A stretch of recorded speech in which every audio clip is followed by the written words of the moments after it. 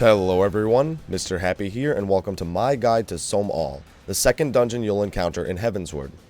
This dungeon will be unlocked via the main story in the Dravanian Forelands, and upon completion, will grant access to the Churning Mists. It requires level 53 and drops item level 130 gear. Sohm is a bit more difficult than the previous dungeon, so handle it with care. The trash pulls themselves hit fairly hard, but the enemies you'll want to deal with first are the Drake Spurs. These plants spawn pollen clusters that explode in an AoE and put poison on anyone hit, so if a group of enemies are near one, kill the Drake Spurs first. Similar to the pods from Total Rock, the clusters can be popped from a distance with a single hit, so knock them out if they are in your path. In the room with 2 Drake Spurs, I recommend pulling the trash packs one at a time while dealing with the Drake Spurs one at a time. Clear the final set of trash and you'll come to the first boss, Icecold Nick. Icecold Nick is basically a slower version of turn 6's Rafflesia. He has a conal swipe attack on the tank, Acid Rain just shoots an AoE at every party member, Phyto Beam is a line AoE he aims at someone, and Leaf Storm does room-wide AoE damage. The only real mechanic of the fight is Sweet Scent. Shortly into the fight, Icecold Nick will run to the middle of the room and cast Sweet Scent. When he does, he will begin marking targets and summoning hornets along the outside of the room that will move towards the center. When the mark wears off, he will suck in any players and hornets in a cone near the marked player and stun them before using Devour and an AoE around him. The player can easily step out of the Devour after being sucked in, but should Icecold Nick eat any players or hornets, he will gain a temporary damage buff for the duration of Sweet Scent, and use Spit for room-wide AoE damage.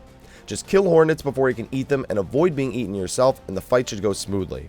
If your DPS is high enough, Icecold Nick will never even leave Sweet Scent, and after completing the first one, will just go right back into it, meaning there's pretty much no damage on the party at all if nobody gets eaten and nobody gets hit by Spit. So just go full DPS, kill everything, and you should be okay. The next set of trash isn't too bad either, but at several points in the dungeon, a dragon will come and make things a bit more annoying. The first dragon you encounter will shoot fire puddles at the party, while the second one will summon ice pillars that spawn glacial sprites. If you kill the ice pillars faster, less glacial sprites will spawn, so you may just want to throw a few spells on them. You'll probably get at least one. Regardless, just dodge AoEs, kill the ice pillars, and you'll eventually come to the second boss, Meowth. Meowth is a fight where you'll probably be best off just ignoring most of his mechanics and just killing him faster.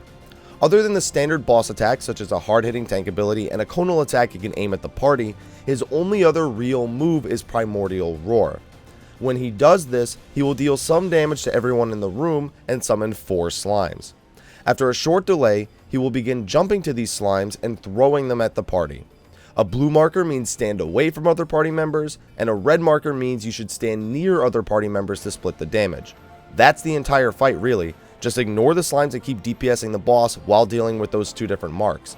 The only exception is when he summons the Chime of the Mountain the second time he does Primordial Roar, which does massive room-wide damage if you don't kill it before it finishes casting the last song. So you should focus it down. It's not fatal, so some groups may opt to also ignore this and just heal up after, which is also perfectly fine.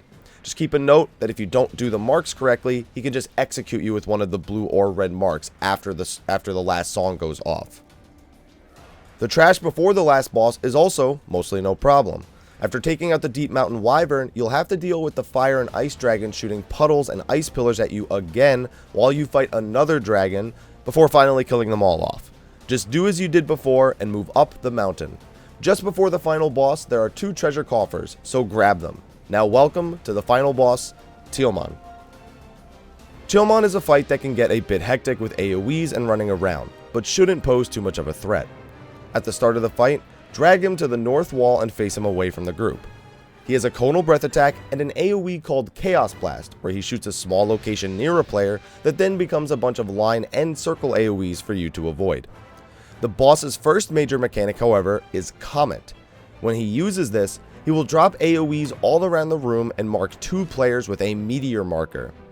These players should drop the markers somewhere apart from each other near the south wall of the arena. When the marker disappears, just run back towards the boss. You want to be as far from the impact point of the meteor as possible to reduce damage, so make sure to move after it drops. Jobs with gap closers such as Ninja, Monk, or Dragoon may not take any damage at all. but regardless, it's not a lot of damage if you just get hit by the edge of one of your own meteors, so just deal with the damage. At 45 to 50%, Tioman will go to the center of the room and become invulnerable to attack. At the same time, he will begin marking players for Heavensward, which drops a light damage AoE on their head and summons several other AoEs to dodge after. He will also occasionally use Dark Star, which does room-wide damage and grants him a stacking damage buff. Your goal here is simply to kill both of his wings to end the phase while dodging AoEs and dealing with Heavensward and Dark Star damage. If you take too long, Dark Star is supposed to kill you with the increasing damage, but the odds are you'll never get that far. After breaking his wings, he will shoot more Chaos Blasts, target 3 players with comets instead of 2, and occasionally use Dark Star, but you should be able to handle him easily enough. Grats on the win, and enjoy the churning mists. I'm sure you'll love it. Thanks for watching this guide. Be sure to like, favorite, subscribe, and share, and stay tuned for more guides for Heavensward. Anyways, thanks for watching, and I'll see you next time. Take care.